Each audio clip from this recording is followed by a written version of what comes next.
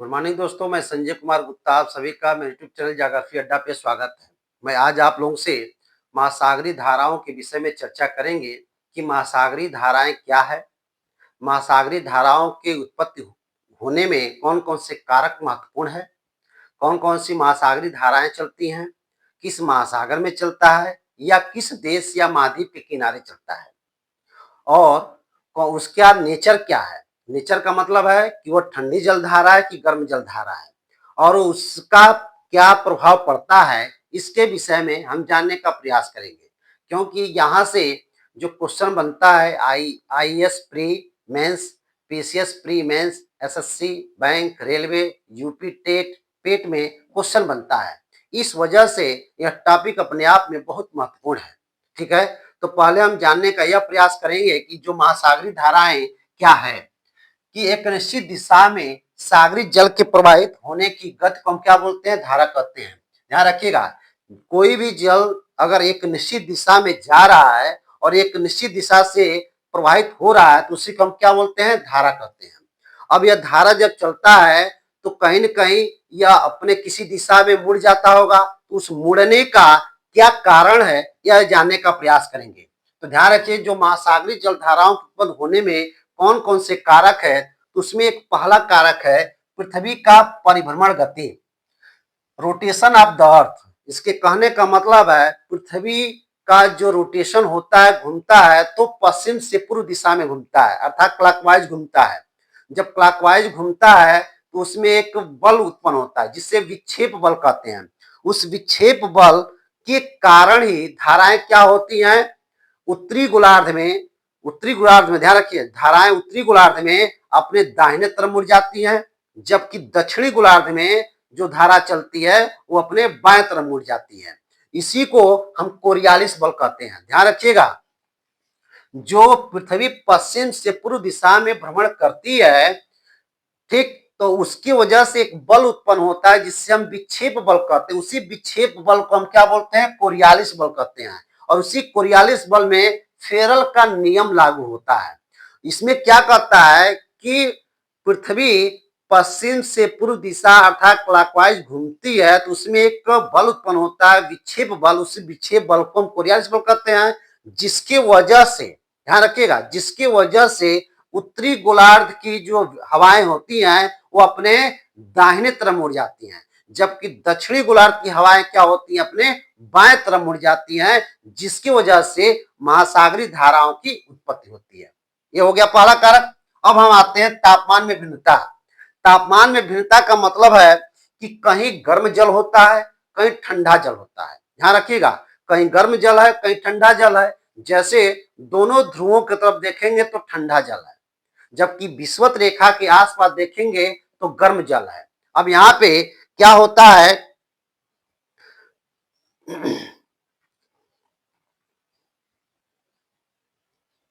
यहाँ पे क्या होता है कि ठंडा जल गर्म जल की ओर प्रवाहित होने लगता है, जिससे धाराओं की उत्पत्ति हो जाती है।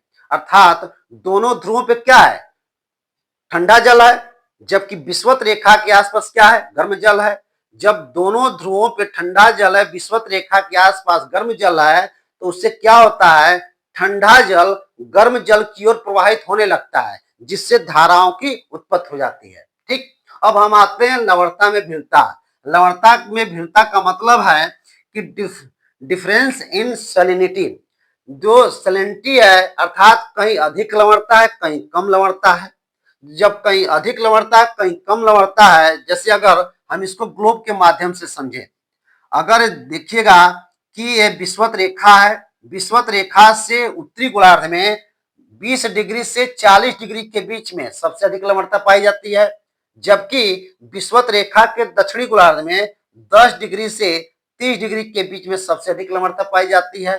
तो सबसे अधिक लवणता जब पाई जाती है तो कहीं न कहीं कम, जहां पे कम लवणता है कहीं अधिक लवणता है, तो जहां पे अधिक लवणता वो नीचे हो जाता है, जहां पे कम लवणता वो ऊपर हो जाता है, जिसकी वजह से वो आपस में ऊपर नीचे चलने लगता है, जिससे धाराओं की उत्पत्ति हो जाती है।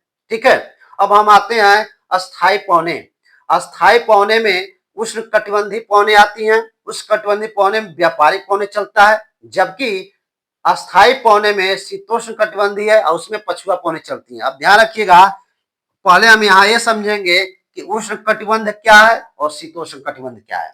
तो उष्ण कटिबंध में ध्यान रखिएगा 30 डिग्री उत्तरी से लेकर के 30 डिग्री दक्षिणी के बीच में उष्ण कटिबंध होता है और इसमें क्या चलता है, व्यापारिक पौने चलती हैं। जबकि 30 डिग्री उत्तरी से लेकर के 66.5 डिग्री उत्तरी और 30 डिग्री दक्षिणी से लेकर के 66.5 डिग्री दक्षिणी के बीच में शीतोष्ण कटिबंध चलता है और शीतोष्ण कटिबंध में पछुआ पौने चलती हैं। और यह व्यापारिक पौने जब चलती हैं तो ये आपस में क्या होती हैं, धाराओं को मोड़ देती है, जिसकी वजह से महासागरीय जलधाराओं की उत्पत्ति होती है। ठीक, अब हम आते हैं वायुदाब। कहीं वायुदाब अधिक है, कहीं वायुदाब कम है। तो जहां पे वायुदाब अधिक है और जहां पे वायुदाब कम है तो अधिक वायुदाब कम वायुदाब की तरफ प्रवाहित होगा, जिसकी वजह से धाराओं की उत्पत्ति होती है। ठीक, अब हम आते हैं गुरुत्वाकर्षण, ग्रेविटी। ध्यान रखिएगा, पृथ्वी के अंदर गुरुत्वाकर्षण है, जबकि चंद्रमा के अंदर भी गुरुत्वाकर्षण है। तो पृथ्वी, सूर्य और चंद्रमा का जब गुरुत्वाकर्षण एक तरफ जब एक सीधी रेखा में आता है तो एक तरफ घूमता है, तो उससे क्या होता है कि जो सागरी जल होता है ऊपर नीचे उठता है, अर्थात ज्वार भाटा की स्थिति उत्पन्न होती है, जिसकी वजह से वहां पे महासागरीय जल धाराओं की उत्पत्ति होती है। तो महासागरीय जल धाराओं की उत्पत्ति करने में जो कारक है, ध्यान रखिएगा, पृथ्वी का परिभ्रमण गति है, तापमान में भिन्नता है, लवणता में भिन्नता है, अस्थायी पौने हैं, वायुदाब है और गुरुत्वाकर्षण है। इन सारे तत्वों का अगर है एक साथ जब मिलते हैं तो कहीं न कहीं वो क्या करते हैं, वो आपस में महासागरीय जल धाराओं का निर्माण करते हैं। अब हम ये जानेंगे कि हम महासागरीय जल धाराओं जब चलती हैं तो इसका नेचर क्या है, अर्थात इसका प्रकृति क्या है, कहां पे ठंडी जल धारा है, कहां पे गर्म जल धारा है। तो देखिए, और ये कितने प्रकार की होती है। तो महासागरीय जल धाराएं दो प्रकार की होती हैं, एक होता है गर्म जल धारा, एक होता है ठंडी जल धारा। अब देखिए, ठंडी जल धारा, गर्म जल धारा। ठंडी जल धारा ध्रुवों से, ध्यान रखिएगा, ठंडी जल धारा ध्रुवों से विषुवत रेखा की तरफ आती है, जबकि गर्म जल धारा विषुवत रेखा से ध्रुवों की ओर जाता है, अर्थात दोनों ऊपर नीचे भ्रमण करता है। उसी को ठंडी जलधारा, गर्म जलधारा कहते हैं। यहाँ ध्यान दीजिएगा, ये 0 डिग्री इक्वेटर रेखा है। ठीक, इससे ऊपर अर्थात उत्तरी ध्रुव से जो विषुवत रेखा की तरफ धाराएं प्रवाहित होती हैं उसे बोलते हैं ठंडी जलधारा। जो विषुवत रेखा से ध्रुवों की ओर प्रवाहित होती है उसे बोलते हैं गर्म जलधारा। और यह प्रक्रिया दोनों ध्रुवों में होता है, उत्तरी ध्रुव और दक्षिणी ध्रुव दोनों ध्रुव में होता है। ठीक है, अब इसके बाद से हम आते हैं कि किस महासागर में कौन कौन सी धाराएं चलती हैं। जैसे प्रशांत महासागर है तो वहां भी गर्म जलधारा, ठंडी जलधारा है। अटलांटिक महासागर है, वहां भी गर्म जलधारा और ठंडी जलधारा है। हिंद महासागर है, वहां भी गर्म जलधारा और ठंडी जलधारा है। और यह किसके, किस देश या किस महाद्वीप के किनारे चलता है, इसके विषय में हम जानेंगे। ठीक है, जैसे प्रशांत महासागर की जलधारा है तो प्रशांत महासागर की जलधारा में ठंडी जलधारा है, गर्म जलधारा है। तो ठंडी जलधारा कौन कौन सा चलता है और किस देश के या किस महाद्वीप के किनारे है, उसके विषय में हम जानेंगे। जैसे क्यूराइल जलधारा है, क्यूराइल जलधारा जो है कमचटका, ध्यान रखिएगा, कमचटका प्रायद्वीप के तट के समीप चलता है। ठीक, जहां पे रूस है और बेरिंग जल संधि है, वहां बेरिंग जल संधि के ऊपर आप देखेंगे तो वहीं पे कमचटका प्रायद्वीप है। उस कमचटका प्रायद्वीप के तट के समीप चलता है कौन सा, क्यूराइल जलधारा। ठीक, यह कौन सा जलधारा है, तो ठंडी जलधारा है। इसके बाद से हम आते हैं कैलिफोर्निया की जलधारा। कैलिफोर्निया की जलधारा ध्यान रखेंगे कि उत्तरी अमेरिका के पश्चिमी तट पर, जो उत्तरी अमेरिका महाद्वीप है, उत्तरी अमेरिका महाद्वीप का जो पश्चिमी तट है उसके किनारे चलता है कौन सा, कैलिफोर्निया की जलधारा। ठीक, अब हम आते हैं हम्बोल्ट या पेरुवियन जलधारा। हम्बोल्ट भी और उसी का नाम है पेरुवियन जलधारा, अर्थात दक्षिणी अमेरिका के पश्चिमी तट पे आप देखेंगे, दक्षिणी अमेरिका के पश्चिमी तट पे पेरू, पेरू आपका जो है देश है, उस पेरू देश के दक्षिणी किनारे पर चलता है, पश्चिमी तट पे। तो हम्बोल्ट या पेरुवियन जलधारा उसी के नाम पर रखा भी गया है। हम्बोल्ट या पेरुवियन जलधारा दक्षिण अमेरिका महाद्वीप के पश्चिमी तट पे चलता है। उसके बाद से आपका अंटार्कटिका जलधारा जो अंटार्कटिका में चलता है। इसके बाद से ला नीना, यह भी जो है ठंडी जलधारा है। और प्रशांत महासागर में ही गर्म जलधारा है। तो गर्म जलधारा कौन सा है? उत्तर विषुवत रेखीय जलधारा। जैसे अगर ये विषुवत रेखा है तो इस विषुवत रेखा के ऊपर जो चलता है उसी को हम बोलते हैं उत्तर विषुवत रेखीय जलधारा। ठीक, एक कैसा जलधारा है? तो गर्म जलधारा है। इसकी गर्म जलधारा में अगला आता है आपका किरोसियो की जलधारा। किरोसियो की जलधारा आप देखेंगे जो प्रशांत महासागर में चलता है, तो फिलीपींस से शुरू होकर जापान के पूर्वी तट पे चलता है। आप देखेंगे जो एशिया का पूर्वी भाग है जहां पे जापान है, तो वहीं पे फिलीपींस है। तो फिलीपींस से शुरू होता है और जापान के पूर्वी तट से होकर के गुजरता है। ठीक, आप आएंगे आपका अलास्का की जलधारा। अलास्का की जलधारा कहाँ चलता है? तो प्रशांत महासागर में ही चलता है। और किस देश के आसपास चलता है? तो उत्तरी अमेरिका तथा उत्तरी पश्चिमी तट पे चलता है। जो उत्तरी अमेरिका महाद्वीप है उसके उत्तरी और पश्चिमी तट पे चलता है। ठीक, इधर आप आएंगे पूर्वी ऑस्ट्रेलिया की जलधारा। जो ऑस्ट्रेलिया महाद्वीप है उस ऑस्ट्रेलिया महाद्वीप के जब पूर्वी भाग है उसके तट के किनारे पूर्वी ऑस्ट्रेलिया की जलधारा चलता है। और एक ऐसा जलधारा है, गर्म जलधारा है। ठीक, अब आएंगे एल नीनो की जलधारा। एल नीनो की जलधारा कहाँ चलता है? पेरू तथा ऑस्ट्रेलिया के पूर्वी तट पर। इधर से आप देखेंगे जो दक्षिणी अमेरिका महाद्वीप है वहां पे पेरू आपका देश है। तो पेरू देश के पश्चिमी तट पे और ऑस्ट्रेलिया महाद्वीप के पूर्वी तट पे अर्थात उसी के बीच में कौन सा चलता है? तो एल नीनो चलता है। और इसी एल नीनो के चलने से भारत में जो मानसून की उत्पत्ति होती है, तो इससे जब ये आता है एल नीनो तो कहीं ना कहीं सूखा पड़ता है, बाढ़ भी आता है। इसका कहने का मतलब है कि भयंकर या तो सूखा पड़ेगा या तो भयंकर बारिश आएगा। जब भयंकर बारिश आएगा तो बाढ़ आएगा। ठीक है, तो एल नीनो हो गया। इसके बाद से हम आते हैं अटलांटिक या अंध महासागर की जलधारा। अटलांटिक या अंध महासागर की जलधारा, यहां भी दो प्रकार की जलधारा है। एक ठंडी जलधारा है, एक गर्म जलधारा है। अब ठंडी जलधारा में देखेंगे लेब्राडोर की जलधारा। ये कहाँ चलता है? तो ग्रीनलैंड के पश्चिमी तट पे। आप देखेंगे जहां पे उत्तरी अमेरिका महाद्वीप जहां कनाडा है उसके ऊपर एक ग्रीनलैंड है। तो ग्रीनलैंड के कहाँ पे चलता है? पश्चिमी तट पे और बैफिन की खाड़ी में। ठीक, उसके बाद से आता है बेंगुला की जलधारा। ये कहाँ चलता है? दक्षिण अफ्रीका के पश्चिमी तट पे। आप अफ्रीका महाद्वीप पे जाएंगे तो अफ्रीका महाद्वीप का जो दक्षिणी अफ्रीका महाद्वीप है उसके पश्चिमी तट पे कौन सा चलता है? बेंगुला की जलधारा।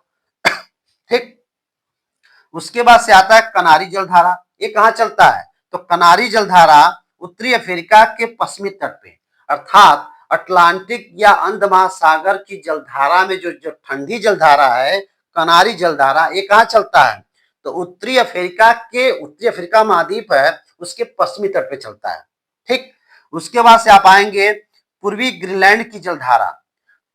पूर्वी जहां पे ग्रीनलैंड है आप देखे हैं ग्रीनलैंड उसके जो पूर्वी भाग है वहां पे क्या चलता है? ग्रीनलैंड की जलधारा। उसके बाद से आएंगे ठंडी जलधारा में फाकलैंड की जलधारा। फाकलैंड की जलधारा कहाँ पे चलता है?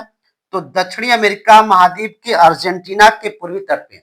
आप दक्षिणी अमेरिका महाद्वीप पे जाएंगे तो उसके जो नीचे अर्जेंटीना देश है उसके पूर्वी तट पे अर्थात नीचे चलता है। कौन सा? तो फाकलैंड की जलधारा। ठीक, अब इसी में अर्थात अटलांटिक या अंध महासागर की जलधारा में हम गर्म जलधारा की बात करेंगे। इसमें क्या क्या होता है? गल्फ स्ट्रीम जलधारा चलता है। ये कहाँ चलता है? मैक्सिको की खाड़ी में। अब मैक्सिको की खाड़ी है कहाँ पे? तो उत्तरी अमेरिका महाद्वीप में। फिर उसके बाद से आएंगे फ्लोरिडा की जलधारा। ये भी कहाँ चलता है? तो मैक्सिको की खाड़ी से निकलकर फ्लोरिडा प्रायद्वीप के तट पर चलता है। ध्यान रखिएगा, फ्लोरिडा की जलधारा मैक्सिको की खाड़ी से निकलकर फ्लोरिडा प्रायद्वीप के तट पर चलता है। ठीक, अब हम आते हैं ब्राजील की जलधारा। ये कहाँ चलता है? ब्राजील के पूर्वी तट पे। अगर ब्राजील है, ब्राजील कहाँ पे है? दक्षिणी अमेरिका महाद्वीप है में ब्राजील देश है। उस ब्राजील देश के पूर्वी तट पे कौन सा चलता है? ब्राजील की जलधारा चलता है अर्थात उसी देश के नाम पर है। अब हम आते हैं गिनी की जलधारा। और गिनी की जलधारा कहाँ चलता है? तो गिनी की खाड़ी में पश्चिमी अफ्रीका के तट पर, जो गिनी की खाड़ी है अर्थात अफ्रीका महाद्वीप है, उसके पश्चिम में गिनी की खाड़ी है, उसी गिनी की खाड़ी में कौन सा चलता है? गिनी की जलधारा चलता है। ठीक, अब हम आते हैं इरमिंगर की जलधारा। इरमिंगर की जलधारा कहाँ चलता है? तो आइसलैंड के दक्षिण पश्चिम में चलता है। सॉरी सॉरी रिमिंगर की जलधारा कहाँ चलता है? आइसलैंड के दक्षिण पश्चिम तट पर चलता है। ठीक है, अब हम आते हैं हिंद महासागर की जलधारा। जो हिंद महासागर की जलधारा है, यहाँ भी जो है ठंडी जलधारा और गर्म जलधारा चलता है। तो जब ठंडी जलधारा यहाँ पे कैसा है? तो ये पश्चिमी ऑस्ट्रेलिया की जलधारा है, अर्थात ऑस्ट्रेलिया महाद्वीप है, उस ऑस्ट्रेलिया महाद्वीप के पश्चिमी तट पे जो ठंडी जलधारा चलता है उसे बोलते हैं पश्चिमी ऑस्ट्रेलिया की जलधारा। वो कैसा है? तो ठंडी जलधारा है। कहाँ चलता है? हिंद महासागर में। अब हम आते हैं हिंद महासागर में गर्म जलधारा। ये गर्म जलधारा कौन सा है? मोजाम्बिक जलधारा है। मोजाम्बिक जलधारा कहाँ चलता है? अफ्रीका के पूर्वी तट के साथ और मेडागास्कर द्वीप के बीच। आप देखेंगे अफ्रीका महाद्वीप है जो नीचे नीचे दक्षिणी अफ्रीका है और वहां पे उसके किनारे मेडागास्कर है। तो मेडागास्कर और दक्षिणी अफ्रीका महाद्वीप के बीच में चलता है कौन सा? मोजाम्बिक जलधारा। ठीक, अब हम आते हैं अगुलास जलधारा। अगुलास जलधारा कहाँ चलता है? तो मेडागास्कर, अफ्रीका महाद्वीप के जो नीचे वाला भाग है उसके साइड में मेडागास्कर है। तो मेडागास्कर द्वीप के दक्षिण, यानी कि नीचे, तथा अफ्रीका महाद्वीप के दक्षिण के बीच में है। तो दोनों के दक्षिण के बीच में ये अफ्रीका महाद्वीप है, तो यहाँ वाले भाग पे, और यहाँ पे मेडागास्कर है तो उसके नीचे वाले भाग पे, अर्थात दोनों के बीच में कौन सा चलता? अगुलास जलधारा चलता है। कहने का मतलब है कि प्रशांत महासागर की जो जलधारा है वहां भी ठंडी जलधारा, गर्म जलधारा है। जो अटलांटिक महासागर है वहां भी गर्म जलधारा, ठंडी जलधारा है। जो हिंद महासागर है यहाँ भी गर्म जलधारा और ठंडी जलधारा है, और यहाँ से धाराएं प्रवाहित होती हैं।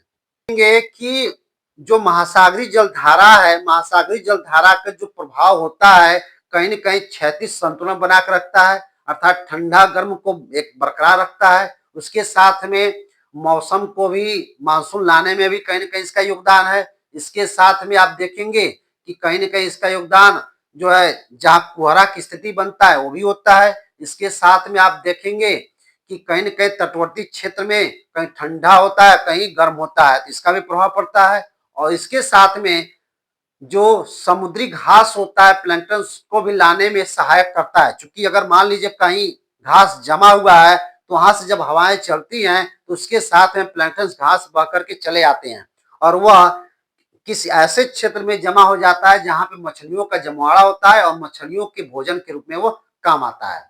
तो इस तरीके से इसका विकास होता है, इसका प्रभाव पड़ता है। अब देखिए यहाँ से क्वेश्चन कैसे पूछा जाता है उसके बारे में हमें जानना जरूरी है, क्योंकि क्वेश्चन का जो प्रारूप है चाहे प्री में हो चाहे मेंस में हो, क्वेश्चन का प्रारूप जब जानेंगे तभी हमें समझ में आएगा कैसे क्वेश्चन पूछा जाता है।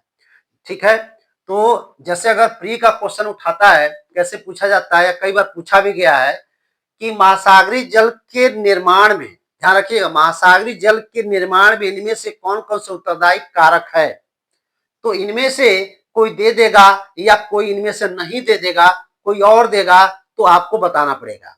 या ये भी पूछ देगा कि जो है इनमें से कौन गर्म जलधारा है, इनमें से कौन गर्म जलधारा है, या इनमें से कौन ठंडी जलधारा है, या इनमें से कौन जो है अटलांटिक या अंध महासागर की जलधारा है, या इनमें से कौन प्रशांत महासागर की जलधारा है।